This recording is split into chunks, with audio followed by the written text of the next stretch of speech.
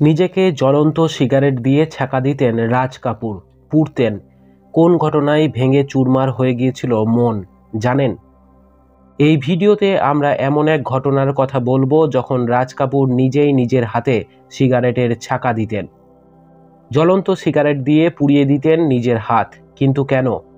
অন্য কোনো অভিনেতা অভিনেত্রীর সঙ্গে মনোমালিন্য, নাকি ব্যক্তিগত জীবনে কোনো ভয়ঙ্কর কষ্ট, বিপর্যয়?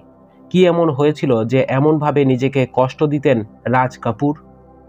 রাজ কাপুর বলিউডের সঙ্গে অবিচ্ছিন্নভাবে জড়িয়ে রয়েছে যে নাম, যিনি না থাকলে হয়তো বলিউড আজকের এই বলিউড হয়ে উঠত না। তার হাত ধরেই হিন্দি সিনেমার উত্থান।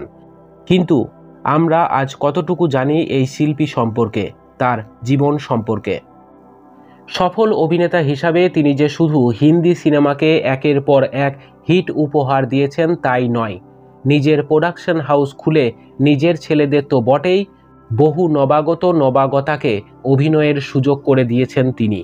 কিন্তু এই ভিডিওতে আমরা এমন এক ঘটনার কথা বলবো যখন রাজ কাপুর নিজেই নিজের হাতে সিগারেটের ছ্যাঁকা দিতেন, জ্বলন্ত সিগারেট দিয়ে পুড়িয়ে দিতেন নিজের হাত। কিন্তু কেন?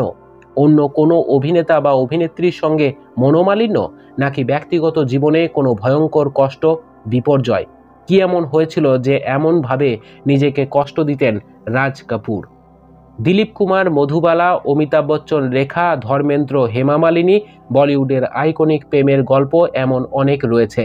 কিন্তু তার মধ্যে যে জুটির প্রেমের গল্প নিয়ে সবচেয়ে কম চর্চা হয় তা হলো রাজ কাপুর এবং নার্গিসের প্রেম নিয়ে। সিনেমার পর্দায় ভরপুর প্রেম তো বটেই, কিন্তু পর্দার বাইরেও রাজ কাপুর নার্গিসের জুটি ছিল অদূরদমনীয়। তাদের তুমুল প্রেমের কথা জানত গোটা ইন্ডাস্ট্রি। নিজে বিবাহিত হওয়া সত্ত্বেও এই প্রেমের কথা লুকিয়ে রাখেননি রাজ কাপুর। কারণ কৃষ্ণা কাপুরের সঙ্গে বিয়ে হওয়ার মাত্র 4 মাস পরে রাজ কাপুরের সঙ্গে আলাপ হয়েছিল নার্গিসের। তাদের ধর্মও ছিল আলাদা। রাজ কাপুর নার্গিসকে জানিয়েছিলেন স্ত্রীকে তিনি কোনো দিনই ছাড়তে পারবেন না, কিন্তু কখনো ছেড়ে যাবেন না নার্গিসকেও। নার্গিস ও রাজ কাপুরকে মন প্রাণ ধন উজাড় করে ভালোবেসেছিলেন। এমনকি Raj Kapoor RK studio production house যখন ডুবতে বসেছে, তখন নিজের গয়না বিক্রি করে তাতে টাকা ঢেলেছিলেন নার্গিস।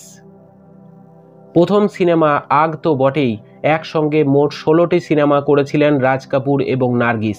তাদের অনস্ক্রিন জুটি ছিল সুপার ডুপার হিট। কিন্তু একটা সময় অপেক্ষা করতে করতে ক্লান্ত হয়ে পড়েছিলেন নার্গিস। ঠিক সেই সময়ে মাদার ইন্ডিয়া সেটে ঘটে সেই অসম্ভব ঘটনা। শুটিংয়ের সময় আগুনের ঘেরাটোপে সত্যি সত্যি আটকে পড়া নার্গিসকে চরম দুঃসাহসিকতা দেখিয়ে উদ্ধার করেন সুনীল দত্ত। শুরু হয় নতুন সম্পর্কের। শোনা যায় নার্গিস সুনীল দত্তকে বিয়ে করার পরে নাকি নিজের বন্ধুবান্ধব, কলাকুশলী সকলের সামনে ভয়ঙ্কর কেঁদেছিলেন রাজ কাপুর। এরপরেই তার মদ খাওয়া বেড়ে যায়। শোনা যায় সব সময় তিনি নেশায় বুঁদ হয়ে থাকতেন। বাড়ির বাথটবে বসে দুঃখে মদ সিগারেট খেয়ে যেতেন একটানা।